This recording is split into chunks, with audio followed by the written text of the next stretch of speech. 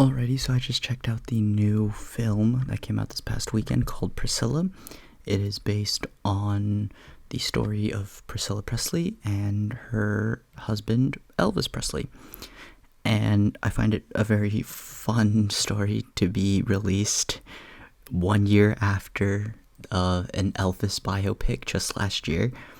And it is a very different take on the Elvis story because it is all mostly focused on Priscilla and based off of her biography, I guess. But I think it's technically considered an autobiography because she helped write it, but there was another writer, so biography is what I will deem it, called Elvis and Me. So the story is pretty simple. It is about Priscilla and her relationship with Elvis. Doesn't get much simpler than that. I would go into more specifics, but it gets a little convoluted with time and the fact that she starts at 14 years of age and ends at like 25, maybe? Unsure. I do know that she hits 21 years near the end of the film, and I'm going to assume maybe 4 more years pass due to how the daughter is. But yeah, it's a pretty good story. It really fills in some of the holes that the Elvis movie of last year didn't have time to cover, as it was going at light speed through everything Elvis. It was quite an enjoyable film, so I will give it a hand grenade score there for the story. The visuals, it was pretty visually stunning, very good cinematics, in how it was very well kept in the period piece that it was set in, so I have to give it mad props for that. The music did feel a little off. I do think in the Elvis movie of last year, Austin Butler sang a lot of the songs, and I think they had just more access to the Elvis catalog, because I just read somewhere that this film did not have as much access to the Elvis catalog, which is pretty weird to me, knowing that Priscilla Presley was an executive producer. And so, like, you would guess that she would try to at least help out a little bit, but I guess not. Or I guess she doesn't have access to the Elvis catalog, which is also quite interesting. But very good, other than that tiny little thing. But good cinematics, very good period piece. I'll give it a hand grenade score as well. The directing, Sofia Coppola does a great job with this film. Very well directed, although I do think that there could have been a few more indicators to show how time has passed, so we get out of the weird, creepy stuff from early in the film.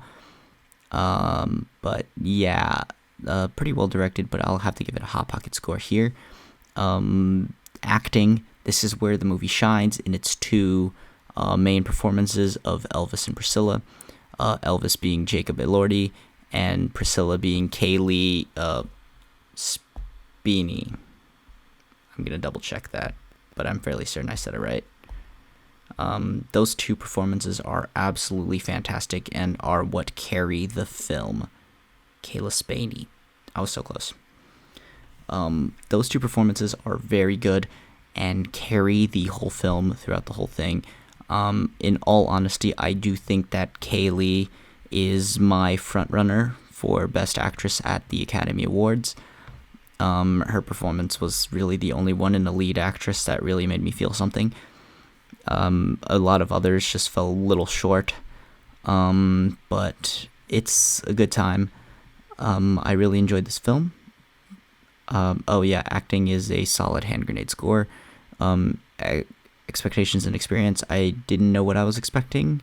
But certainly one thing that I was expecting was a little bit less Elvis, and so I was pretty surprised to see so much Elvis in this film, as I did figure it was going to be like an Oppenheimer situation where they like referred to the nukes, and like this film would refer to Elvis but never actually just like kind of put him center of the story. And there were multiple moments where Priscilla felt like a side character in her own story. And as I was talking to my friend about this, she was like, oh yeah, it's because that's probably how she viewed her life. And I'm like, that's fair, but still a little weird in how I was expecting it to be told. And I guess some people are going to be like, oh, there should have been more Elvis in this movie. Just like those same people are like, there should have been the bombing of Nagasaki and Hiroshima and Oppenheimer. Why wasn't there? Blah, blah, blah. It's just bullshit. But yeah, this was a solid film. Expectations and experience. I'll give it a Hot Pocket score, just because it did feel like it dragged a little bit near the end. And that really hampered the experience, and I was just kind of ready for the film to end, as it didn't feel like it was going anywhere anymore, unlike the beginning where it did feel consistent. So yeah, I'm gonna have to give this film a solid Hot Pocket score. This is a Hot Pocket film, mostly due to the fact that biopics aren't infinitely rewatchable like a good comedy or whatever. But I'm excited to see how this film does at the Academy Awards, because I do feel like it should be a contender in many categories. And I do think it will be, in my personal opinion, it is my pick to be the winner of the Best Actress. Once we get closer to Oscar season, I'll make a full video talking about my thoughts and opinions on what should win what. But other than that, leave a like if you enjoyed, subscribe if you haven't already, and comment down below if you've checked out Priscilla or not. And other than that, I'll leave you guys to it.